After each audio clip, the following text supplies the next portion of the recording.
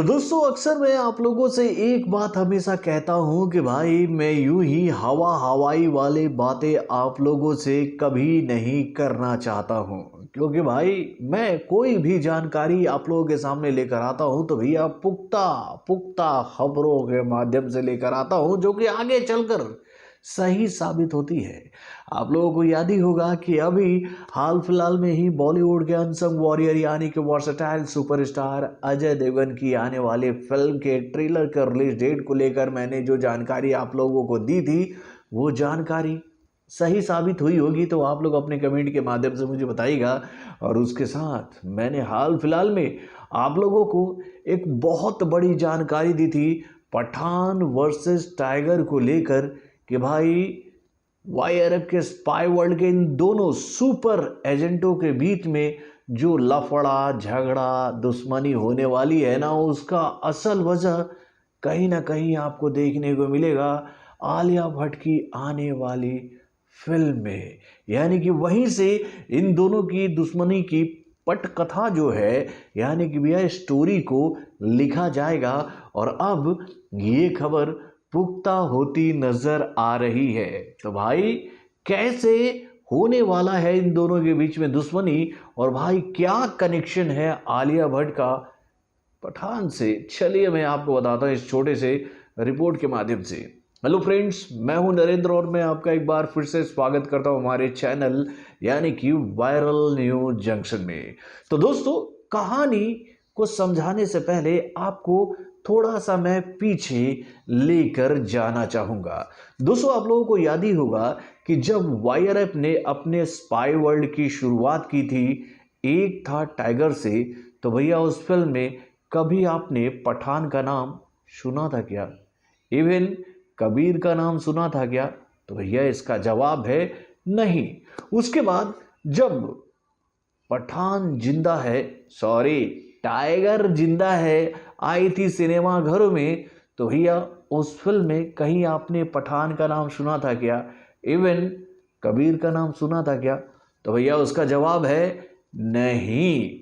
उसके बाद जब भाई वॉर आई तो भैया अचानक ही हम लोगों के सामने ये जानकारी आई कि भैया वाईआरएफ के स्पाई वर्ल्ड की दुनिया में एक और सुपर एजेंट है जो कि टाइगर की ही तरह देश के दुश्मनों को खत्म कर रहा है। और वहां पर जब कबीर की एंट्री हुई तो भाई कबीर को इंट्रोड्यूस करने से पहले ये जानकारी नहीं दी कि भैया कबीर का कनेक्शन कहाँ से जुड़ा हुआ है।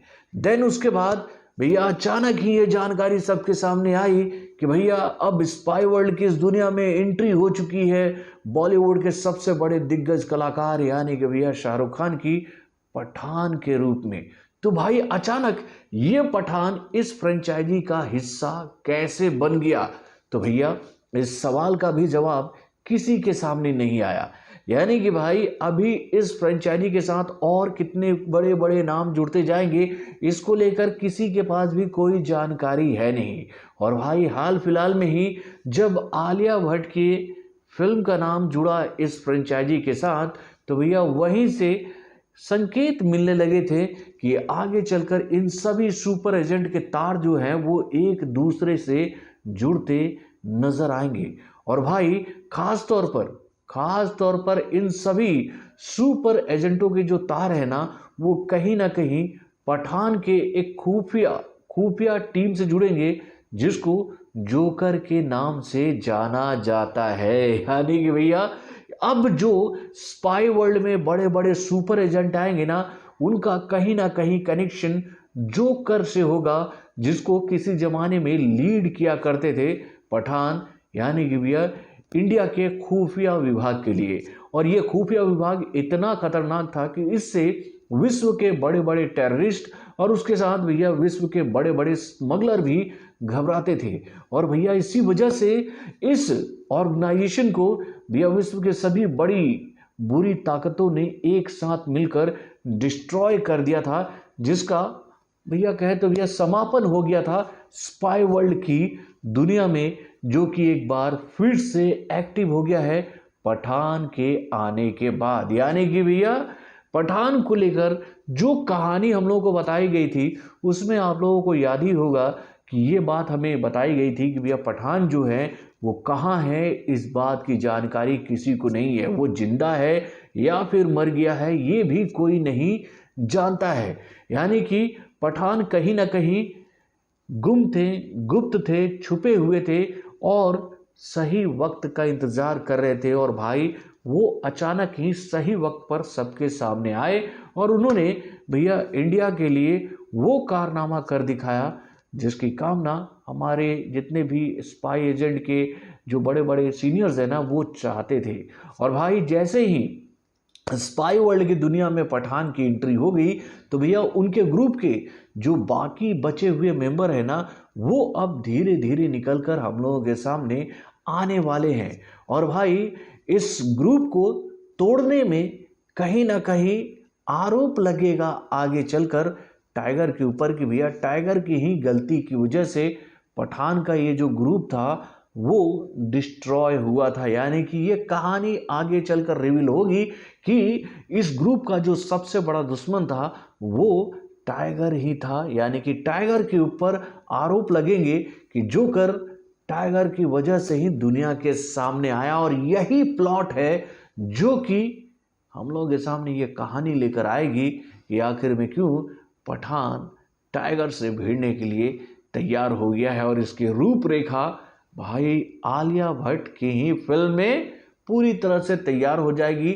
जिसका प्लॉट जो है वो कहीं ना कहीं शुरू होगा वॉर के पार्ट 2 के माध्यम से, जो आगे चलकर हमें देखने को मिलेगा पठान के पार्ट 2 में, जहां पर ये बात क्लियर हो जाएगी पठान को कि भैया पठान के जो ग्रुप के जो बड़े बड़े एजेंट थे जो कि भैया किसी की एक गलती की वजह से भैया दुश्मनों की नज़र में आ गए, जिसकी वजह से उनका वो ग्रुप पूरी तरह से डिस्ट्रॉय कर दिया गया।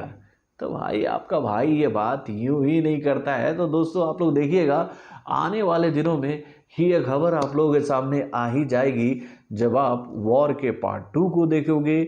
उसके बाद आलिया भट्ट और शर्वरी वॉग की आने वाली इस स्पाई एजेंट वाली फिल्म को देखोगे। देन उसके बाद जब पठान का पार्ट 2 आपके सामने आएगा तो सारा कुछ क्रिस्टल क्लियर हो जाएगा कि क्यों पठान टाइगर का सबसे बड़ा दुश्मन बनने जा रहा है। तो बॉलीवुड से जुड़े और भी कई सारे खबरों को जानने के लिए हमारे चैनल को लाइक और सब्सक्राइब करना ना भूलेगा मेरे भाई।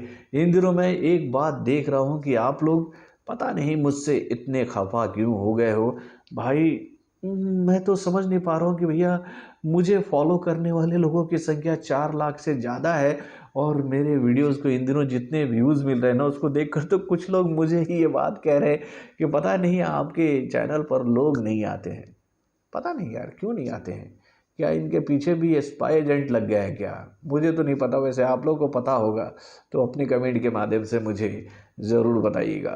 तो बॉलीवुड से जुड़े और भी कई सारे खबरों को जानने के लिए हमारे चैनल यानी कि वरुण जंक्शन को लाइक सब्सक्राइब करना ना भूलिएगा और हमारे अपडेट्स को जानने के लिए बेल आइकन को जरूर दबाइएगा।